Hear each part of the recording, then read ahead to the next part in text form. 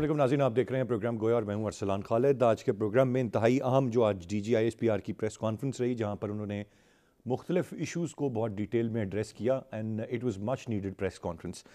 सबसे पहले एक बात जो मुसलसल इस वक्त बहुत सारी चीज़ें सोशल मीडिया पर गर्दिश कर रही थी, वो जो फेंसिंग का काम है जो एक तवील अरसे से जारी है, जिस पर पाकिस्तान ने बहुत पैसा भी खर्च किया, बहुत कुर्बानियाँ भी दी और अफ़गानिस्तान के साथ उस पर काफ़ी हद तक 94% काम बकौल DGISPR के मुकम्मल हो चुका है। कुछ सोशल मीडिया पर ऐसी वीडियोस सर्कुलेट कर रही थी जहां पर कुछ अफ़गान जंगजू उस बाड़ को उखाड़ रहे हैं, उसको अपने कब्ज़े में ले रहे हैं, कुछ ऐलानात कर रहे हैं कि ये गैर कानूनी है, यहाँ पर बाड़ ना लगाई जाए। फिर कुछ बयानात जो इस वक्त तालिबान हुक्काम हैं उनकी जानिब से इस बाड़ को लेकर सामने आए थे, लेकिन उसमें अच्छी और पॉजिटिव चीज़ ये है कि अब भी जो वहाँ पर ज़्यादा स्पेकुलेशन थी, लेकिन जो तालिबान की तरफ से मौक़िफ़ आया है, जिसको कह लीजिए कि जो उनका एक सरकारी मौक़िफ़ है, वो ये है कि हम अच्छे हमसायों की तरह बातचीत के ज़रिए इस मसले को हल करना चाहते हैं। आज यही बात DGISPR ने भी की और उन्होंने बताया कि ईरान के साथ 71% ये काम मुकम्मल हो चुका है, अफ़गानिस्तान के साथ 94%, और हम मज़ीद भी इस सारी सूरत हाल का जायज़ा ले रहे हैं। साथ साथ DGISPR ने जो इस वक्त अफ़गानिस्तान की सूरत हाल है उस पर ये वाज़े किया कि ये संगीन इंसानी अलमिये को जन्म दे सकती है। पाकिस्तान अपना मौक़िफ़ बार बार दुनिया के सामने दोहरा रहा है, इस पर वज़ीर आज़म बड़ा वाज़े तौर पर बोल रहे हैं, DGISPR बोल रहे हैं। तो जहाँ जहाँ से जो बात कही जा सकती है वो इस सारे मामले पर की जा रही है, लेकिन बहरहाल बहुत सारी चीज़ें इस वक्त तशवीशनाक ज़रूर हैं, उन पर बातचीत ज़रूर हो रही है। मैं चाहूँगा कि सबसे पहले आज के प्रोग्राम में हम पाकिस्तान अफ़गान रिलेशन और अबव ऑल ये जो बाढ़ वाला मामला है कि अगर ये माइंड सेट वहाँ पर पाया जाता है और ये एक बोन ऑफ कंटेंशन बनता है, तो फिर क्या तरीक़ाकार होता है, या वाकई अब जो तालिबान हैं या तालिबान हुक्काम हैं या तालिबान जंगजू हैं वो इस हद तक मैच्योर हो चुके हैं कि वो बातचीत के ज़रिए कन्विंस होंगे या बातचीत को के ज़रिए इस मामले को हल करने की तरफ जाएंगे। तो मैं चाहूँगा सबसे पहले तो इस मामले पर हम बात करें। दूसरा अहम नुक्ता जहाँ पर भारतीय इंतहा पसंदी का जिक्र किया DGISPR ने, लेकिन सबसे ज़्यादा जो इम्पोर्टेंट बात थी वो ये कि किसी भी मुसल्लह गिरोह को कानून में हाथ में लेने की इजाज़त नहीं दी जा सकती। तो दूसरा नुक्ता जिस पर मैं बात करना चाहूँगा वो ये कि पहले हमने सुना था कि TTP के साथ एक मुआहिदा हो गया, उसके बाद मामलात पर खासी तशवीश का इजहार किया गया, उसके बाद वो मुआहिदा ख़त्म हो गया और आज DGISPR हमें ये बता रहे हैं कि उनके ख़िलाफ़ ऑपरेशन जारी है। वहाँ पर अगेन हमें तालिबान के साथ बात करने की ज़रूरत है कि वो TTP को वहाँ पर अपनी सरजमीन इस्तेमाल ना करने दें। ये दूसरा मामला है जो पाकिस्तान और अफ़गानिस्तान के दरमियान एक बोन ऑफ कंटेंशन हो सकता है। मैं चाहूँगा इस पर भी हम बात करें। और तीसरा और इंतहाई अहम मामला जब एक सहाफ़ी ने सवाल किया वो डील के हवाले से था, नवाज शरीफ साहब के, क्योंकि गुज़िश्ता कई दिनों से एक बात चल रही है, हुकूमती कैंप से भी बातें सामने आ रही हैं, अपोजिशन से भी सामने आ रही हैं, आया कोई डील है, नहीं है, होगी नहीं होगी। तो DGISPR ने वाज़े कर दिया कि जो ये बात करे, ये सवाल भी उसी से करना चाहिए कि कौन सी डील, कैसी डील, इसके महरिकात क्या हैं, ये मामलात क्या हैं। तो उनका बिल्कुल उन्होंने लाताल्लुकी का इजहार किया, लेकिन अब क्या उनके ये बयान के बाद ये तमाम तर क़यास-आराइयाँ ख़त्म हो जाएंगी, दम तोड़ जाएंगी। मैं चाहूँगा तीसरा इशू हमारा ये रहे, हम इस पर तफसील से बात करें। गेस्ट पार्टिसिपेंट्स का तारुफ कराता चलूँ। प्रोग्राम में ज्वाइन कर रहे हैं ब्रिगेडियर रिटायर्ड साद मोहम्मद साहब, सीनियर तज्ज़ियाकार हैं, बहुत शुक्रिया आपके वक्त का। अजीम चौधरी साहब हमारे साथ प्रोग्राम में मौजूद हैं, आप भी सीनियर तज्ज़ियाकार हैं, और आमिर रियाज राना साहब भी सीनियर तज्ज़ियाकार और सहाफ़ी हैं जो हमें प्रोग्राम में ज्वाइन कर रहे हैं। ब्रिगेडियर साहब, गुफ्तगू का आगाज़ आपसे करते हुए सबसे पहले आप कैसे देखते हैं इस मामले को, ये जो बाढ़ का मामला, जो वीडियो सोशल मीडिया पर सर्कुलेट कर रही थी, फिर ड्यूरेंट लाइन का मामला, फिर उसको तस्लीम करना और अफ़गान तालिबान के मुख्तलिफ हलकों में ये बात कही जाना कि ये जी हमारी सरजमीन पर ये बाढ़ लगाई गई है। और फिर एक और बात ये जो आज DGISPR ने क्लियर की कि ये तकसीम के लिए नहीं है, क्योंकि ये अफ़गान तालिबान की तरफ से मौक़िफ़ आया था कि बाढ़ हमें तकसीम कर रही है। तो ये कहना था दोनों साइड के लोगों को महफूज बनाने के लिए, तकसीम करने के लिए कतन नहीं है। आप समझते हैं कि ये मामला अब तेज़ी पकड़ेगा, या जिस तरह अब कुछ बयानात आ रहे हैं को बातचीत के ज़रिए कोई एक्सेप्टेंस इस मामले की बन पाएगी? देखें, ये तालिबान को जो है अगर उनका हम देखें कि जो उन्होंने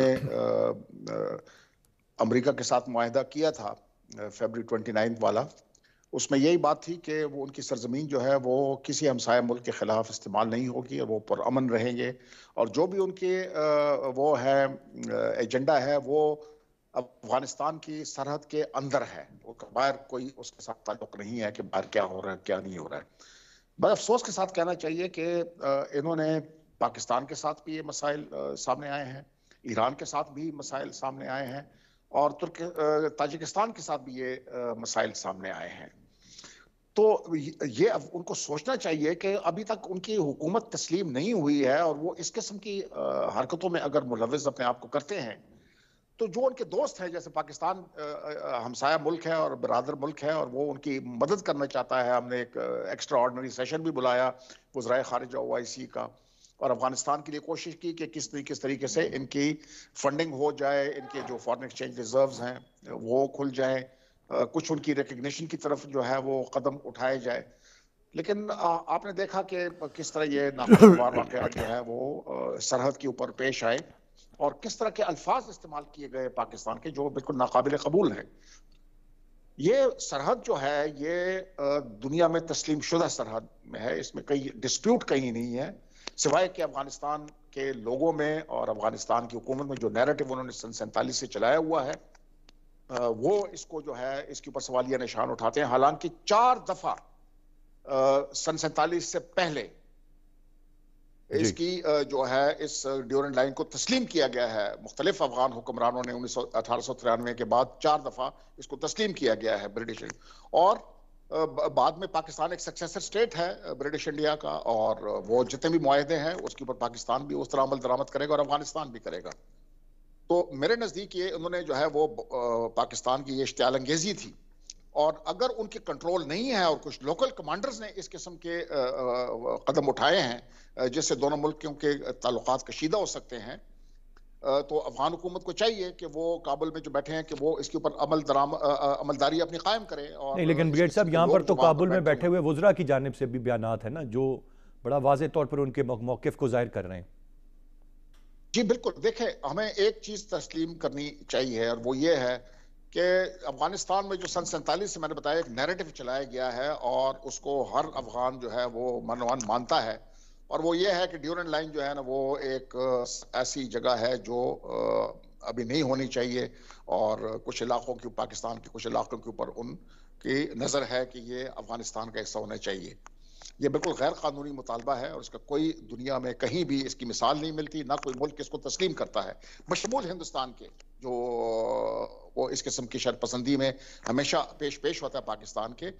ہندوستان بھی اس کو کوشچن نہیں کر سکتا ہے، کیونکہ ان کے پھر چائنا کے ساتھ جو میکموہن لائن ہے اور جو ہمارے ساتھ ریڈ کلف لائن ہے، وہ بھی ان کے اوپر بھی سوال اٹھ جائے گا پھر.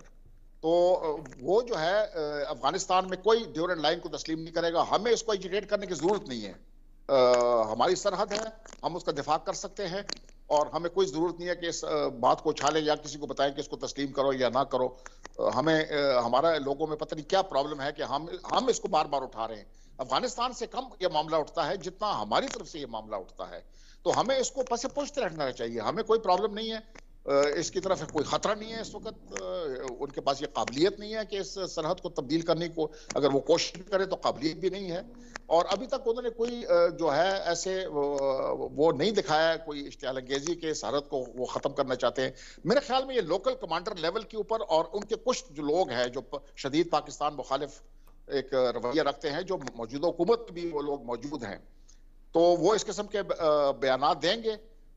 سہیل شاہین صاحب نے جو انہوں نے انٹرویو دیا ایک چینل کو، اس میں تو انہوں نے کہا کہ جی یہ معاملہ تھا جو رفع دفع ہو گیا، لوکل لیول کے اوپر تھا، اور اس کا کوئی جو دونوں ملکوں کے تعلقات ہیں اس پہ کوئی خاص اثر نہیں پڑے گا. تو میں اس کو ایک ان کی جو رسمی وہ ہے رسمی موقف ہے ان کا، تو اس سے تو مطلب ہے کہ ٹھیک ہے، اس سے معاملات جو ہے وہ آگے نہیں بڑھیں گے. لیکن پھر بھی یہ ان کی حکومت پر لازم ہے کہ وہ اپنے وزراء کو اور جو لوکل کمانڈر ہیں اس وقت سرحد کے اوپر، ان کو اس بات سے روکیں کہ وہ اشتعال انگیزی کرے، اور پاکستان کو جو ہے وہ اس قسم کے رائٹلی سیڈ بریگیڈ صاحب، آپ کا پوائنٹ آ گیا، آپ نے تفصیل سے سارے معاملے پر روشنی ڈال دی. گفتگو کا سلسلہ جاری ہے، ایک بریک کی جانب بڑھیں گے، بریک سے واپس آ کر مزید بات کرتے ہیں، ساتھ رہیے گا.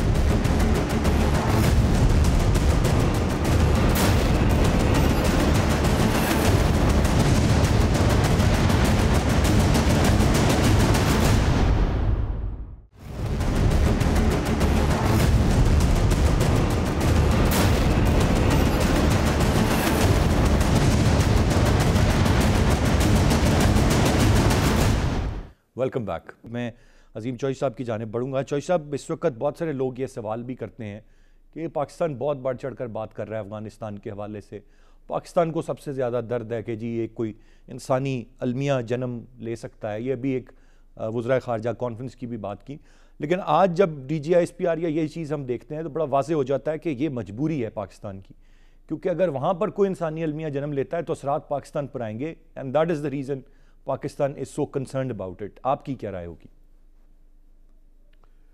افغانستان دنیا کا ایک ایسا واحد ملک ہے جس نے پاکستان کی اقوام متحدہ کی رکنیت کی مخالفت کی تھی. دنیا کے کسی ملک نے ایسا اقدام نہیں اٹھایا تھا. اس کے برعکس ہم کیا کر رہے ہیں, ہم پوری دنیا سے ان کے لیے مدد مانگنے کے لیے اپنی تمام ایفرٹس کو بروئے کار لا رہے ہیں.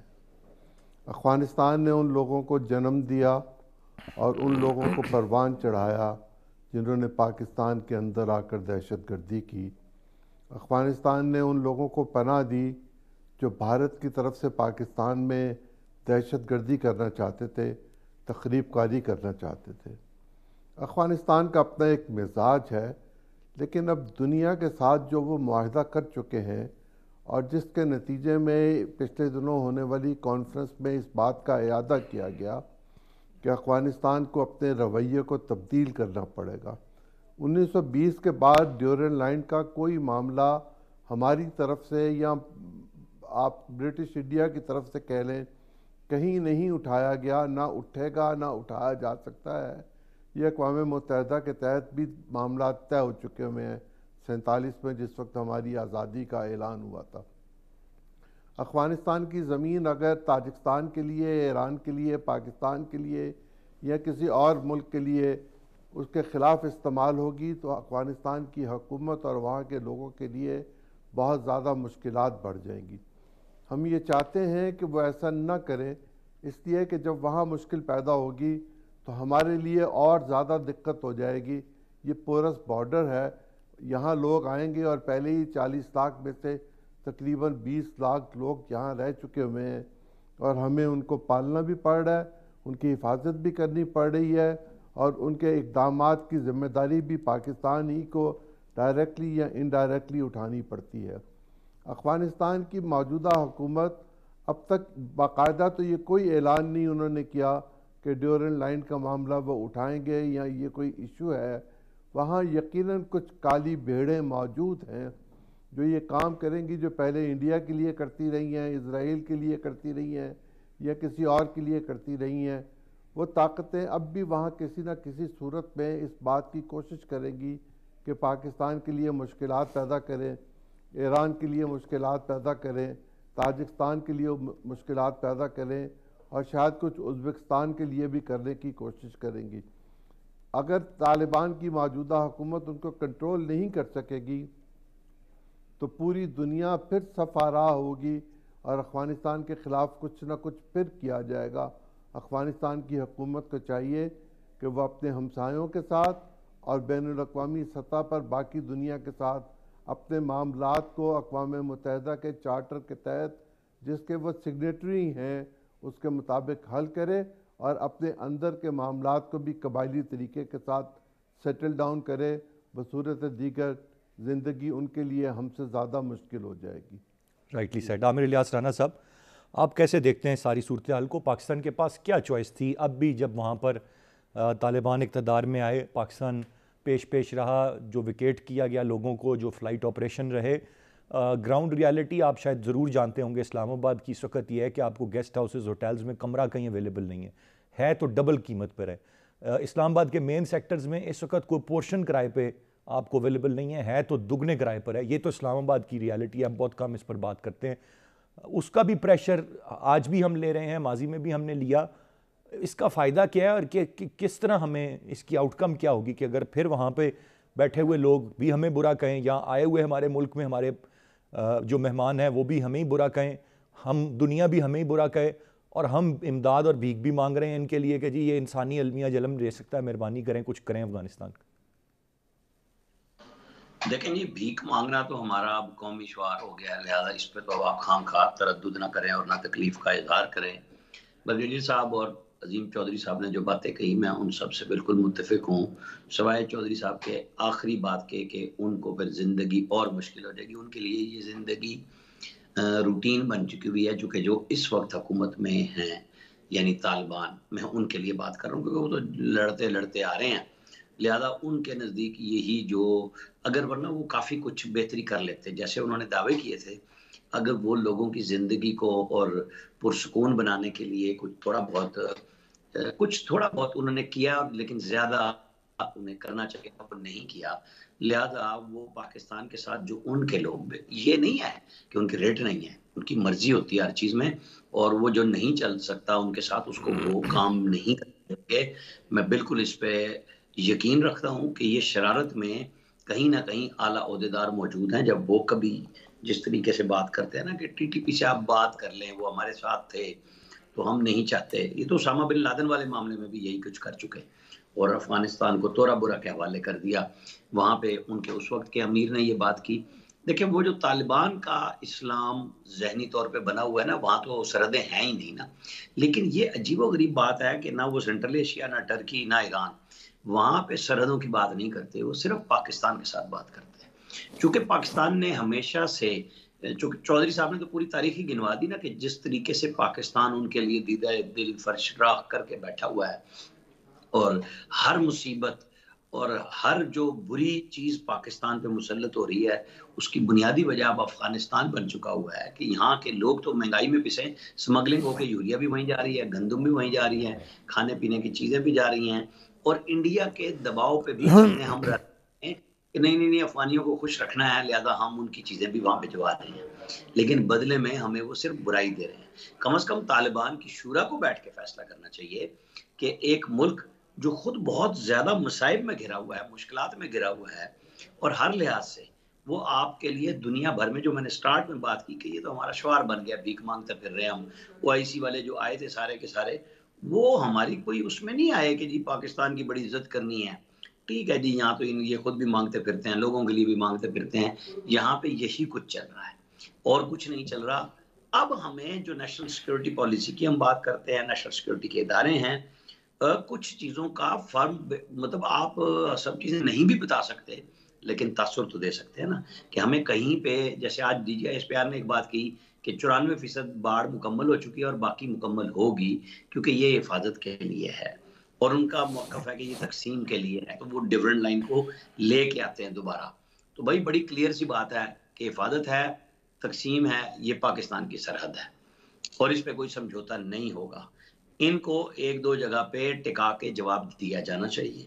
اگر ہم نے باڑ کہیں فالتو لگائی ہے تو ہمیں اون کرنا چاہیے کہ ہاں ہم یہاں پہ پہاڑیاں بہت اونچی تھی یا نیچی تھی، تو اس پہ بات ہو جانی چاہیے کہ جی بجائے اس کے کہ یہ تماشا روز لگے کہ پوری دنیا سے ویڈیوز ہمیں گندا کرنے کے لیے آئیں کہ دیکھیں جی انہوں نے باڑ لگائی تھی ہم نے اکھاڑ دی، تو یہ بہت بری بات ہوگی. پاکستان کے اندر بھی لوگوں کے جذبات ہیں، اگر رواداری اور بھائی چارہ چل رہا ہے تو اسے چلایا جانا چاہیے.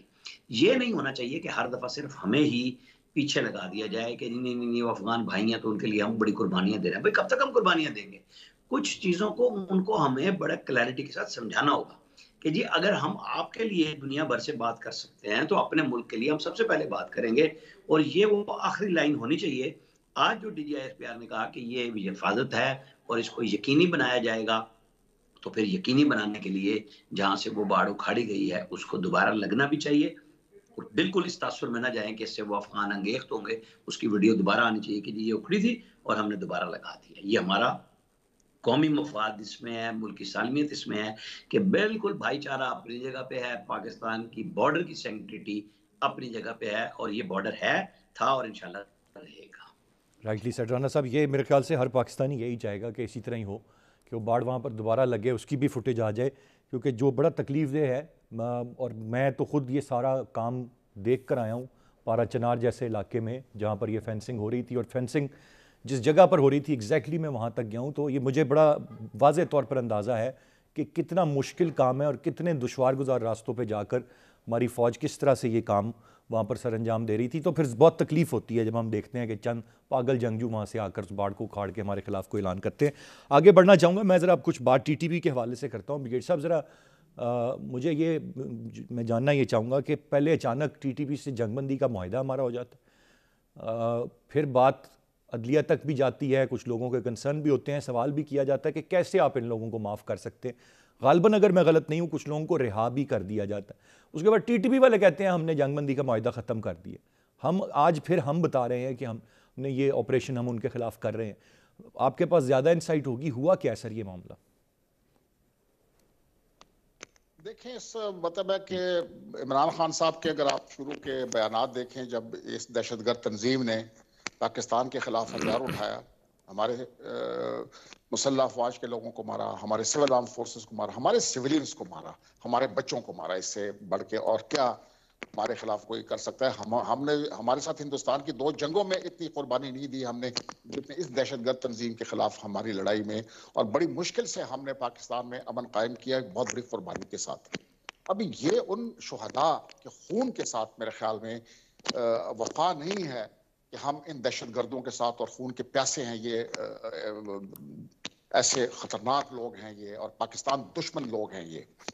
افغانستان میں رہ کے ہم یہ جو تنظیم تھی وہاں پر پہلے اس کو پچھلی حکومت کی جو ہے پشت پناہی شامل تھی، اور ان کے ساتھ بھی یہ تھرو تھے. پھر یہ ٹی ٹی پی والے جو ہے وہ افغان طالبان کے ساتھ بھی ان کے روابط تھے. پچھلی حکومت نے جو چند لوگ بند بھی کیے تھے، یہ جو حکومت آئی 15 اگست کے بعد انہوں نے ساروں کو رہا کر دیا ہے، اور وہ سارے دہشت گرد پاکستان کے بارڈر کے اوپر آ کے اور ہمارے خلاف پھر انہوں نے جو دہشت گردی کی جو کاروائیاں ہیں وہ شروع کر دی ہیں.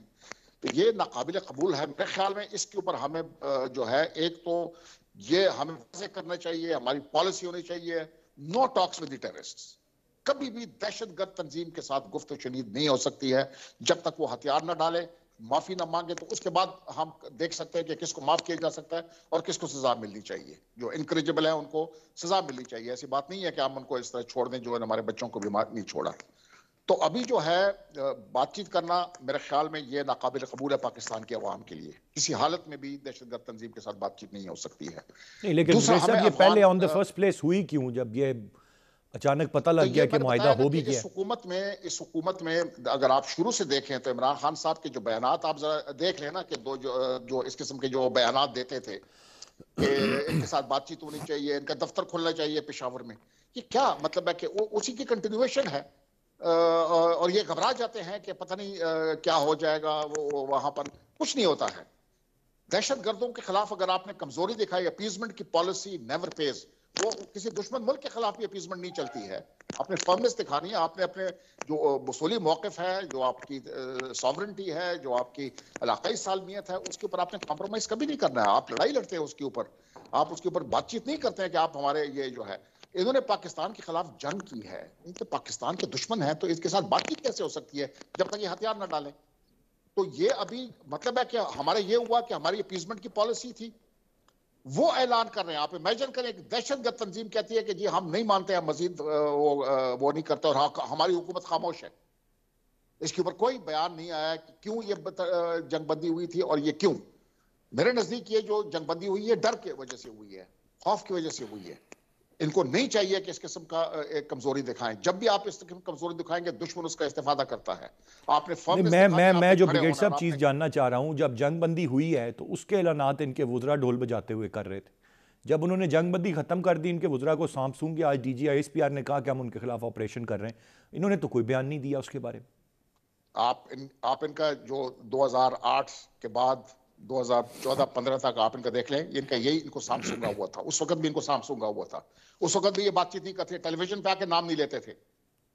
تو جو اس قسم کی کمزوری آپ دکھائیں گے ایسے دہشت گرد تنظیم کے خلاف، وہ تو استفادہ کرے گا نا. وہ تو آپ کو اس طرح پھر آپ کی یہ میری بےعزتی ہے، میرے ملک کی بےعزتی ہے، اور ہمارے مسلح افواج کی بےعزتی ہے کہ وہ جو ہے وہاں سے اعلان کرے کہ ہم نے جنگ بندی ختم کر دیا کیونکہ پاکستان نے پاسداری نہیں کی. اس جو بھی معاہدہ ہوا تھا وہ تو سامنے نہیں رہا کہ معاہدہ کس چیز کے اوپر ہوا تھا، کہ جنگ بندی اگر ہوئی تھی تو وہ کن اصولوں کے اوپر وہ جنگ بندی ہوئی تھی. وہ تو ابھی ہم پوچھ ہی رہے تھے، اس پر سوال کر ہی رہے تھے کہ جنگ بندی ختم بھی ہو گئی، معاہدے نے کیا سامنے آنا؟ ختم کیا ہو گئی. تو یہ جو ہے یہ ناقابل قبول ہے. اور اس حکومت کو چاہیے کہ اس قسم کی جو ہے اپیزمنٹ کی پالیسی اور کمزوری ایسے دہشت گرد تنظیموں کے سامنے وہ نہ دکھائیں، فرمنس دکھائیں، کھڑے ہو جائیں پاکستانی عوام کے ان کے ساتھ کھڑی ہے, پاکستان کی مسلح افواج ان کے ساتھ کھڑی ہے. گفتگو کا سلسلہ جاری ہے, ایک بریک کی جانب بڑھیں گے, بریک سے واپس آ کر مزید بات کرتے ہیں, ساتھ رہیے گا.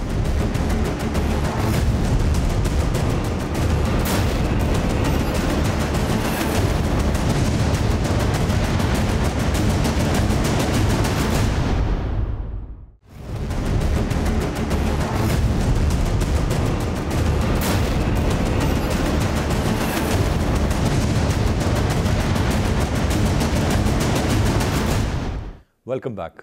عظیم چوہدری صاحب, کیا جمہوری دور ہے کہ دہشت گرد جنہوں نے بے گناہ لوگوں کو مارا, بے تحاشا ہمارا نقصان ہمیں پہنچایا, یہ حکومت کہتی ہے ہم ان سے بات کرنے کے لیے تیار ہیں اور ان سے بات چیت ہی مسئلے کا حل ہے, لیکن اپوزیشن سے ہاتھ بھی نہیں ملائیں گے. دیکھیں, اگر حکومت ان کا کلا کما کر سکتی ہے تو پھر حکومت کو چاہیے کہ وہ یہ کام کرے, اور اگر حکومت میں یہ صلاحیت موجود نہیں ہے کہ وہ ان کو مٹا دے, ان کو نیست و نابود کر دے, تو پھر جو کچھ وہ کہہ رہے ہیں پھر وہ کر کے دکھا دے. یہ ان کے ترجمان بنے تھے, یہ ان کے وکیل بنے تھے, یہ بات کرتے تھے کہ ان کے ساتھ مذاکرات کیے جائیں, کر لیے جائیں مذاکرات. پارلیمنٹ کو غیر فعال کرنے کا یہی نتیجہ ہوتا ہے.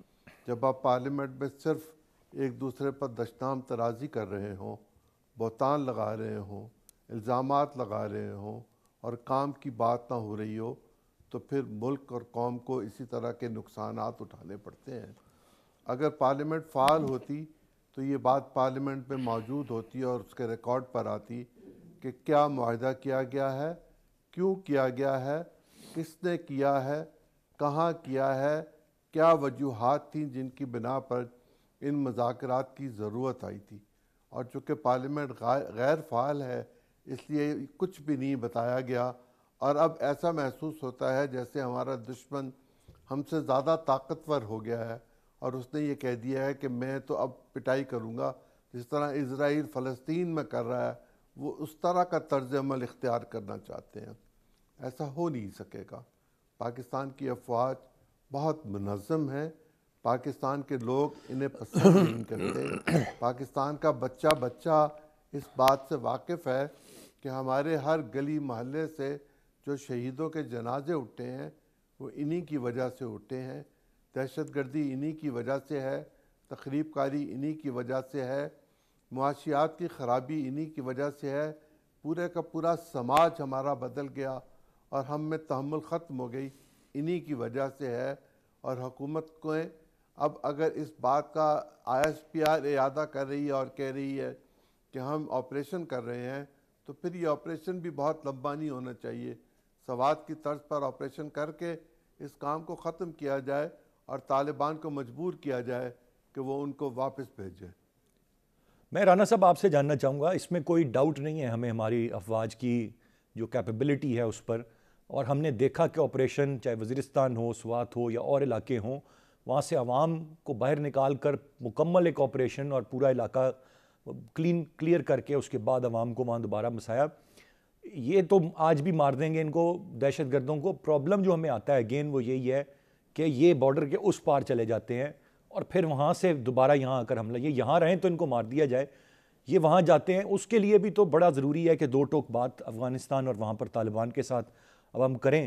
اور ساتھ ساتھ مطلب کس طرح سے آپ جو پورا ماضی کا ایپیسوڈ ہے جو ہوا ہے اس پر آپ کی کیا رائے ہوگی کہ کیسے جنگ بندی کا معاہدہ ہو گیا تھا, پھر کیسے انہوں نے ختم کر دیا, یہ اچانک سے ہی ہوا تھا, سوال ہی پوچھتے رہ گئے, میڈیا بھی اپوزیشن بھی کہ بتائیں تفصیلات, کسی نے کچھ نہیں بتایا. جب آپ عوام سے ہر چیز خفیہ رکھنا چاہتے ہیں, یعنی پارلیمنٹ سے خفیہ رکھنا چاہتے ہیں, تو یہی کچھ ہوتا ہے.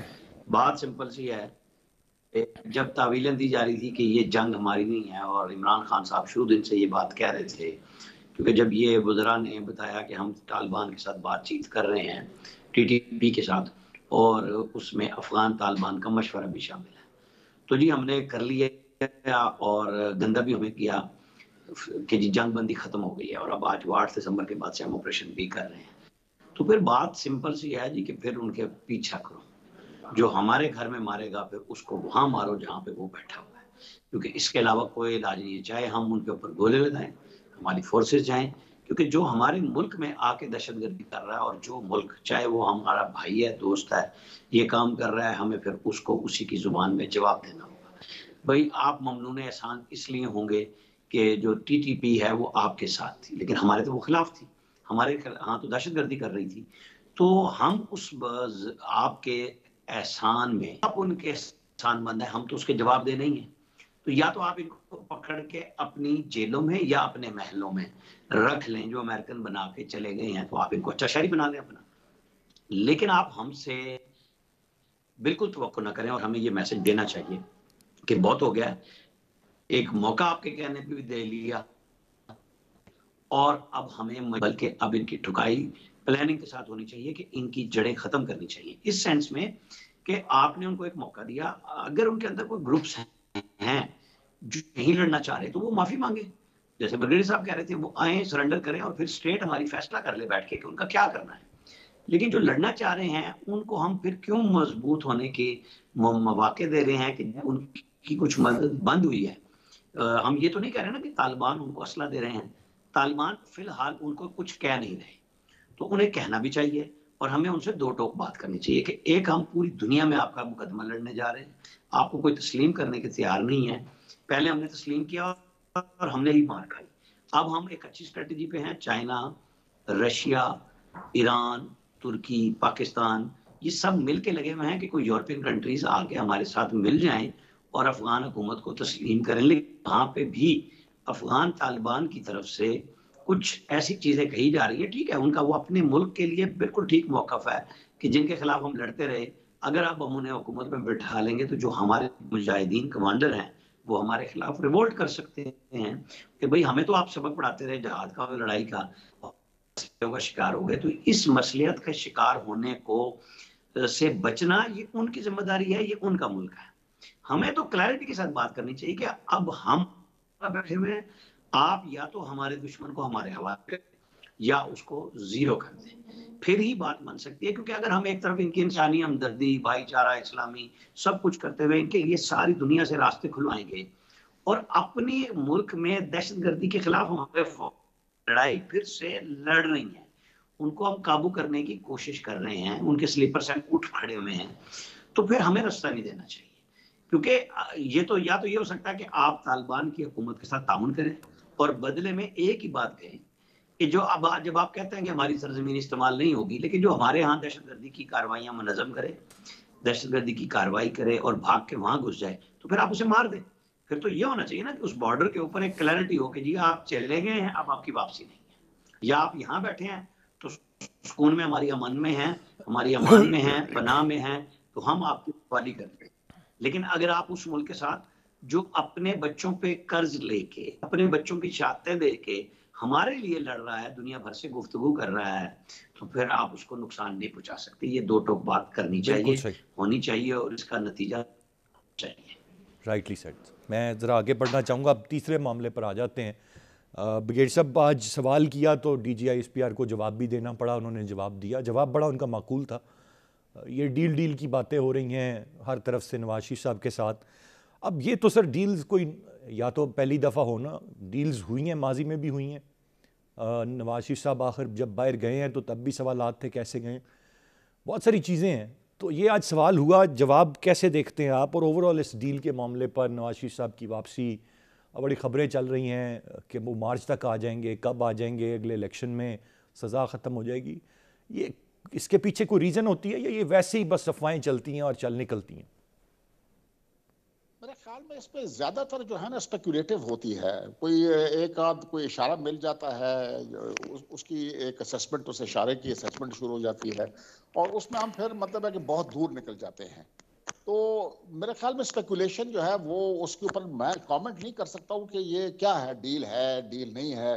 جب تک کوئی ٹینجیبل قسم کا ہمارے پاس کوئی پروف نہ ہو، انفارمیشن نہ ہو، تو ہم اس کے اوپر کیوں بحث کریں. میرے نزدیک نواز شریف صاحب کو تو سزا عدالت سے ملی ہے، اور ان کو ریلیف بھی عدالت دے سکتی ہے. وہ کسی کے ساتھ ڈیل کر کے کس طرح سامنے آئیں گے ادھر، کیونکہ جب تک وہ واپس آ کے کورٹ میں نہیں جاتے ہیں، وہ کورٹ کے پروسیس میں سے ان کو گزرنا پڑے گا. ابھی وہ کورٹ اس کو کیسے دیکھتی ہے، میرے خیال میں وہ پاکستان کے عدالتی نظام پہ منحصر ہے کہ وہ انصاف کیسے کرتی ہے. تو اس کے علاوہ میرے پاس ایسے کوئی وہ نہیں ہے کہ میں اسیسمنٹ کروں پیور اسپیکولیشن کے اوپر کہ جو لوگ قیاس آرائیاں کرتے ہیں کہ یہ ہونے والا ہے ابھی وہ ہونے والا ہے. میرے خیال میں یہ وقت کا ضیاع ہے. جب تک کوئی چیز سامنے نہ آئے، کنکریٹ قسم کی نہ ہو، ٹینجیبل نہ ہو، اس کے اوپر بندہ کامنٹ کر سکتا ہے. اچھا، اس پر تو کر سکتے ہیں نا کہ نواز شریف صاحب آپ کو لگتا ہے واپس آئیں گے نہیں آئیں گے، چھوڑ دے ڈیل اور نو ڈیل اپنی مرضی کے تحت، وہ کہ جی اب میرا علاج نہیں، ہو میرے گیا. خیال میں مطلب ہے کہ دی فورسیبل فیوچر تو مجھے نہیں لگتا کہ وہ آ رہے ہیں. اچھا، وہ آپ کو نہیں لگتا کہ وہ آ رہے ہیں. یہ سال الیکشن کا دیکھتے ہیں بریگیڈ صاحب آپ؟ نہیں، میرے خیال میں الیکشن ٹائم پہ ہوں گے. یہ کوئی الیکشن کا بھی مجھے کوئی ایسے نظر نہیں آ رہا ہے کہ کس وجہ سے الیکشن اس سال پہ ہوں گے. نہ حکومت نے کوئی ایسے اشارہ دیا ہے کہ وہ اس قسم کا کام کرنا چاہتے ہیں، اور نہ میرے خیال میں اپوزیشن اس میں دلچسپی رکھتی ہے فی الحال کہ وہ اس حکومت کو وہ چلتا کرنا چاہے. ابھی نو کانفیڈنس موشن ہے، وہ ایک جمہوری حق ہے، لیکن وہ بھی میرے خیال میں اگر آپ پاکستان کا ٹریک ریکارڈ دیکھیں تو کبھی بھی جو ہے میں نے نہیں سنا ہے کہ ایک نو ٹرسٹ موشن جو ہے وہ ایک سٹنگ گورنمنٹ کے خلاف کامیاب ہوا ہے. یہ اس کے مفاد میں ہے، اپوزیشن کے مفاد میں ہے کہ جو یہ اس وقت کمزوریاں دکھا رہے ہیں، یہ جو حکومت جس ڈگر پہ چلی ہوئی ہے، وہ چاہیں گے کہ اس کو بالکل اینڈ تک لے کے جائیں اور ان کو شہید، سیاسی شہید نہ بنائیں. حکومت یہ چاہے گی کہ وہ کوئی کارکردگی دکھا دیں اگلے الیکشن تک، تاکہ وہ عوام کے پاس جا سکیں اور کوئی ہر چیز میں ہاتھ میں کوئی چیز ہوگی تو وہ ووٹ ان سے مانگ سکیں گے. تو میرے خیال میں اس وقت دونوں کے مفاد میں نہیں ہے کہ 2022 میں الیکشن ہو. بالکل صحیح. چوہے صاحب، جو تاریخ بتاتی ہے یا جو ایک معاملہ رہا ہے، وزیر اعظم اپنی مدت پوری نہیں کرتا پاکستان. یہ ابھی پچھلی بھی 2 ادوار میں ہم نے دیکھا ہے، چاہے وہ پیپلز پارٹی کا ہو، پھر نون لیگ کا ہو، گو کہ حکومت نے پورے کیے 5 سال. یہ بھی ایک اچھی روایت اب تو چلے یہ ہو گئی ہے کہ 5 سال، لیکن وزیر اعظم نے نہیں کیے. عمران خان صاحب وہ وزیر اعظم ہوں گے جو یہ 5 سال پورے کر جائیں گے؟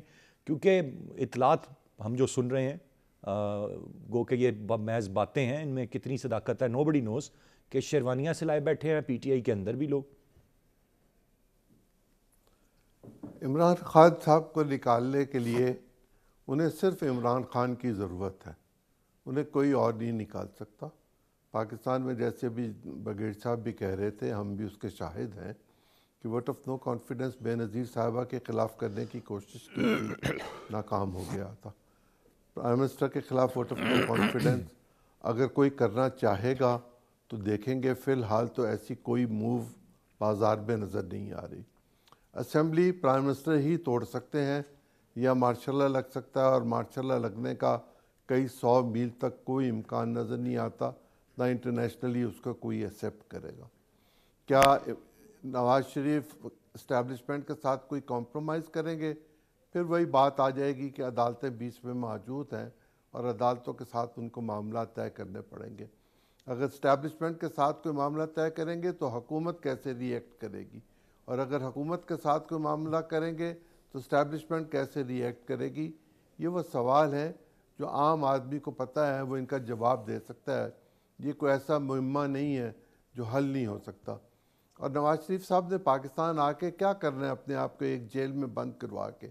ہاں، اگر ان کے لیے راستے بند ہو گئے برطانیہ میں رہنے کے لیے تو ممکن ہے ان کو کوئی اور نئی پناہ گاہ مل جائے، لیکن وہ پھر بھی پاکستان نہیں آنا چاہیں گے. اور اگر لامحالہ ایسا ہی ہوا کہ وہ پاکستان آئے تو پھر وہ جیل جائیں گے، اس کے علاوہ تو کہیں نہیں جائیں گے. اور جیل جا کے نواز شریف اپنا بیان بھی دے سکتے ہیں، اپنا خط بھی لکھ سکتے ہیں، اپنی بیٹی کے ذریعے بات بھی کر سکتے ہیں، بھائی کے ذریعے بھی کر سکتے ہیں. آپ ان کی ملاقاتوں پہ پابندی تو نہیں لگا سکتے، لیکن پاکستان کی موجودہ اسمبلی اپنی میعاد پوری کرے گی. اور میرے خیال میں عمران خان کو ہٹانے کے لیے کسی قسم کی کوئی کوشش اس لیے نہیں ہوگی کہ جو بوجھ عمران خان صاحب نے اٹھا دیا ہے یا پیدا کر دیا ہے، اس بوجھ کو پاکستان کی کوئی پولیٹیکل پارٹی اٹھا کے انتخابات کے پہاڑ پر چڑھنے کی سخت نہیں رکھتی. کوئی پارٹی یہ سکت نہیں رکھتی. عامر الیاس رانا صاحب، آپ کی کیا رائے ہوگی دونوں چیزوں کے حوالے سے کہ ان ہاؤس چینج کی جو بات ہے بظاہر موو بن رہی ہے، مارچ اہم ہو گیا، اب ان کی جو مارچ کا مارچ تھا وہ بھی اب شاید الیکشن کی نظر ہو جائے گا، تو اتنی دور کی تاریخ بھی نہیں. پھر یہ کوئی ڈیل چل رہی ہے، نواز شریف صاحب واپس آ رہے ہیں، کوئی سپیس مل رہی ہے، نون لیگ کو، کچھ مقتدر حلقے تنگ آ گئے ہیں پاکستان تحریک انصاف اور ان کی گورننس سے. یہ کتنی صداقت ہے ان باتوں میں اور کتنی یہ اسپیکولیشنز ہیں؟ دیکھیں میں اسے دو طریقے سے آپ کے سامنے رکھتا ہوں کہ ایک تو یہ کہ جو D G I S P R نے کہا کہ شام کو بیٹھ کے اسٹیبلشمنٹ کا نام لے، آپ نے اسٹیبلشمنٹ کی جگہ مقتدر حلقے کہہ دیا، ٹھیک ہے. تو وہ تو اس لیے بات ہم کر رہے ہیں کہ آج D G I S P R نے کی ہے، لیکن یہ بات کہاں سے آئی؟ پہلے جو خود کو سپوکس مین بنا کے بیٹھے ہوئے اعتزاز احسن انہوں نے کی، اور پھر وزیر اعظم کا نام لے کے وزیر اطلاعات نے کی کہ جی کیسے ان کو لایا جا رہا ہے جو سزا یافتہ ہے اور اس کو وزیر اعظم بنایا جائے گا. تقویت کہاں سے شروع ہوئی؟ ان دو جگہوں سے گفتگو کے بعد. تیسرا بیان تھا ایاز صادق کا کہ جنوری میں دھماکہ ہو سکتا ہے. وہ پولیٹیکل پارٹی کے ایم این اے ہیں، اسپیکر رہے ہیں، ان کا یہ رائٹ ہے کہ وہ اپنے لیڈر کے حوالے سے، ان کی آمد کے حوالے سے جو بھی بیان دے. وہ جھوٹا سچا تو بعد میں ثابت ہوگا، دھماکہ ہوتا ہے نہیں ہوتا، مارچ میں ہوتا ہے کب ہوتا ہے. اب جہاں تک بات ہے کہ جی وہ آئیں گے جیل جائیں گے تو سامنے کی بات ہے، لیکن اس کو میں دوسرے ایک منظر آپ کے سامنے لے کے آتا ہوں کہ اگر کوئی درخواست آ جاتی ہے، کیونکہ پاکستان میں ایسا ہوتا ہے، ہوتا رہا ہے کہ جج ارشد ملک صاحب کو آپ نے سزا دے دی ان کے مس کنڈکٹ پہ. تو نواز شریف کا اوریجنلی ضمانت تو اس ایک کیس میں ہوئی تھی نا، اور ای سی ایل پہ تو اوورال نکال دیا گیا کہ جی اس میں ان کو سزا ہے. پہلے دو میں ضمانت پہ تھے وہ، آلریڈی سزائیں سسپینڈ ہو چکی ہوئی تھی ان کی، اور وہ اگر کیس ریمانڈ ہو جائے، میں یہ ایک ہائپوتھیٹیکل بات کر رہا ہوں کیونکہ سارا کام ہی اس پہ ہو رہا ہے، تو پھر جب وہ آتے ہیں اگر وہ کیس ریمانڈ ہو جاتا ہے نیب بورڈ کو ہی، تو نئے سرے سے چلے گا، اور وہ آئیں گے وہ قانون کے حوالے ہی کریں گے.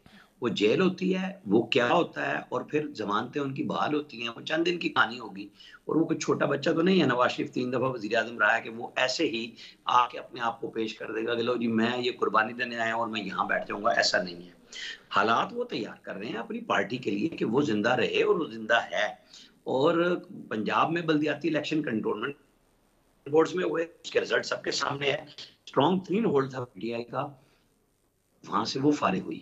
کے پی میں سوچ نہیں سکتے تھے جو رزلٹ ان کے آئے ہیں. دیکھیں نا وہاں نون تو پہلے ہی نہیں تھی، نون نے تو اب اگلے مرحلے میں جو مارچ میں ہو رہا ہے اس میں سامنے آنا ہے کہ وہ سوات اور ہزارہ میں کیا اپنے آپ کو پیش کرتی ہے پولیٹیکل پارٹی کے طور پہ جو ان کا اسٹرانگ ہولڈ ہے.